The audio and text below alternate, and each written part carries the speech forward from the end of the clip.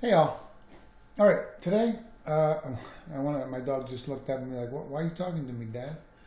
Today I want to talk a little bit about Module 1 and what we're going to be examining more closely in the form of those lecture notes and in the form of those narrated slides. And that is kind of laying the groundwork for the course here. We started out with those two models, the empirical one and the normative one. And now we're going to talk about some of those building blocks of our political system, structural factors, our political culture, the things that we believe as a people, our demography, racial and ethnic, our religious, geographic, and so forth. We're going to talk about different ways of conceptualizing democracy, what's not democracy. We're going to talk about citizenship and immigration, 14th Amendment stuff. Okay, so let me say a little bit about each topic within this module.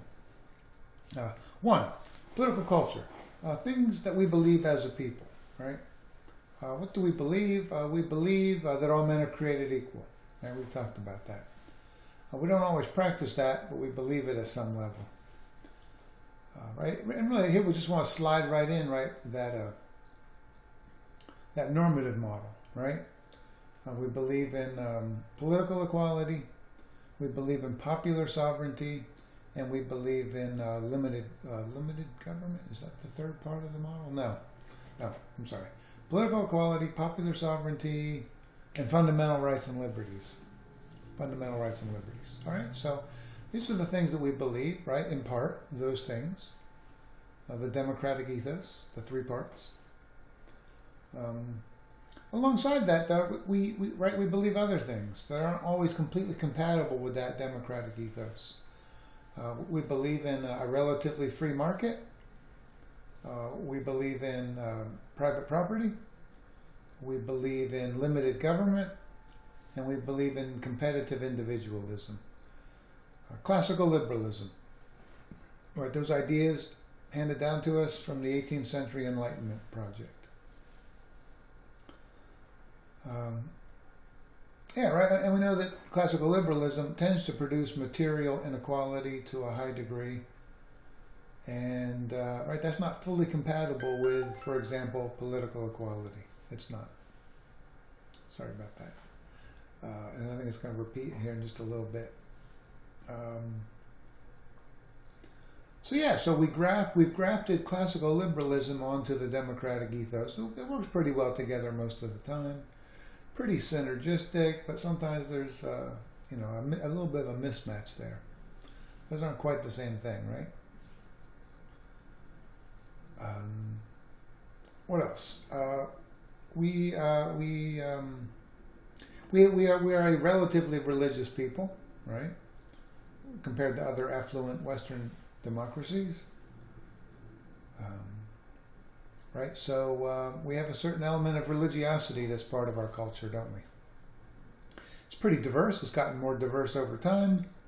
And we are trending towards a certain amount of secularity. Is that a word? We're becoming more secular over time. That's happening in other Western democracies as well. Mostly they're further along than we are.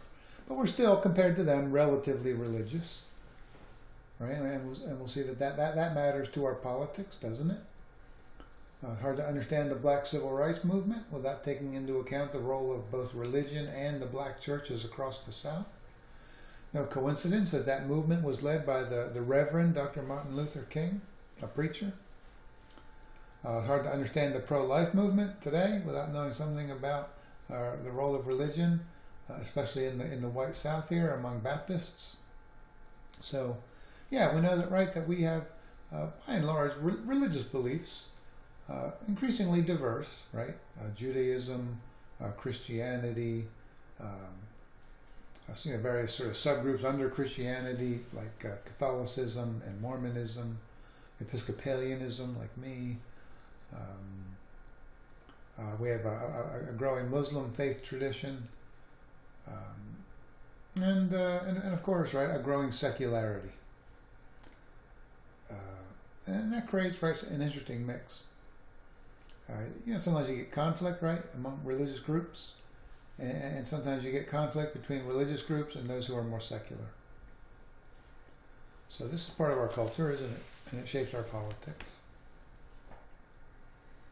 Various ways of conceptualizing democracy. I'm not going to say too much there. I cover it pretty quickly. It's covered nicely in our book, Keeping the Republic. Right, 3 models there: participatory democracy, pluralism, and elite democracy. Elite democracy means that we do elect people, but once they're elected, they mostly go about and do what they're going to do. And we, the people, play a minimal role in our democracy. Some would call it an elective aristocracy. There's an argument for that, right? There's some element of that. Pluralism is the idea that we join interest groups in order to shape politics in our democracy. Interest group politics, pluralism. There's a lot to be said for that, right? Interest groups play a central role in our politics. It is democratic in one way, right? Because it's protected by the First Amendment, right to petition government for a redress of grievances, but as well, right, often the most affluent among us have the greatest impact on interest group politics. That's not so democratic. And then, right, participatory democracy, direct action by we the people on a regular basis. We have some of that as well, right? We have it here in Nevada in the form of some of these ballot propositions that end up there, right, for election day, where we get to vote not just on candidates, but also on specific policies. Marching in the streets on behalf of whatever cause, right? That's a form of participatory democracy. Social movements are participatory democracy. So we have elements of that as well. We have elements of all 3. We're probably an amalgam of all 3. And then finally, we're going to look at this question of citizenship and immigration, right? Intertwined concepts there. We know that the 14th Amendment establishes a broad basis for citizenship, natural born. And if not natural born, right, you can still become an American citizen through the naturalization process. That's generally dominated by Congress, although increasingly it seems like our presidents are starting to dominate that field because Congress is paralyzed. So increasingly presidents are issuing executive orders and getting things done that way. Hardly ideal, but it's kind of presidents filling a power vacuum while Congress fiddles, I guess, on immigration. It's been many years since Congress even tried to do comprehensive immigration reform. That's what we need, right? Left and right can agree on that. We need comprehensive immigration reform. But both sides have very different visions for what that reformation might look like, and so we're not doing it. So presidents are filling the void. So we know that, right? And we know that we're currently going through an era of kind of an anti-immigrant backlash. If you look through our history, right, we've gone back and forth from pro-immigration to anti-immigration, back to pro, back to anti. So Trump and Trumpism, I think, reflects that backlash, right? Backlash, by the way, right, against both legal and illegal immigration. Attempts to limit both legal immigration and, of course, illegal immigration. And then that raises the question, right, of what does the naturalization process look like, and what should it look like? Hard questions.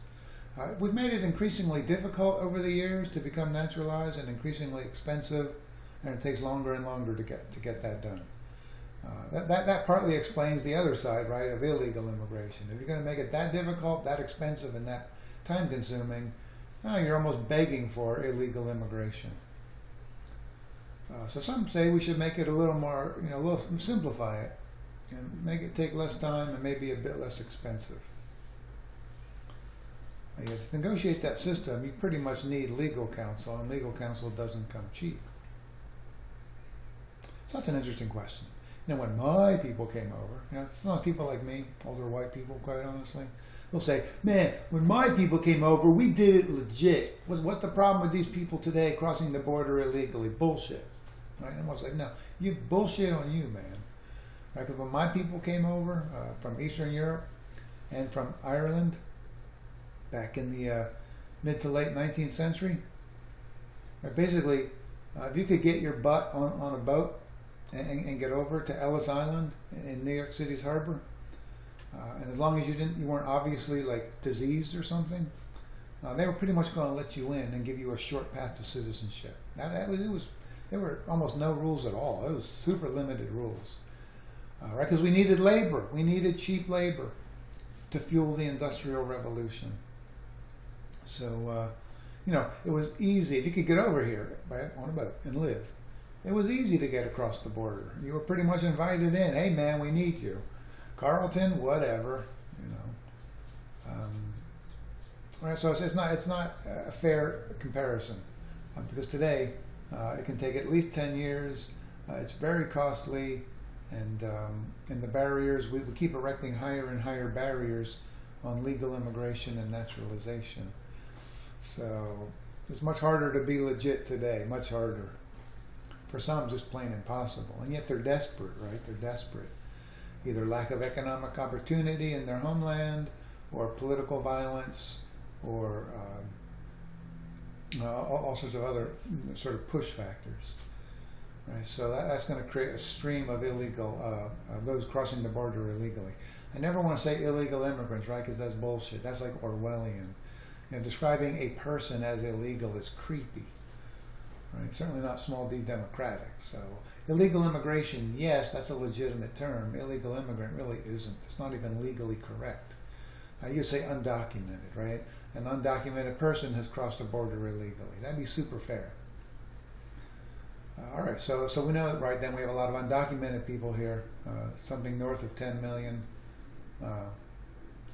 And what to do about that, right? And there you get Obama's executive order, DACA, which is still in effect. DAPA never went into effect, and that whole debate, right? And Trump's tried to get rid of Obama's DACA, but he's been unable to do so because he's violated the Fifth Amendment's due process clause in attempting to do so. And Congress is paralyzed. Right, so I go over all of that in those slides. I think I've said more than enough here. So these are the things I want to cover in Module 1. Read Chapter 1 in our text, Keeping the Republic. Read those lecture notes I posted. Check out those narrated slides. And then take those practice quizzes. All right? Good luck. Stay safe. And I'll talk to you guys soon. Thanks.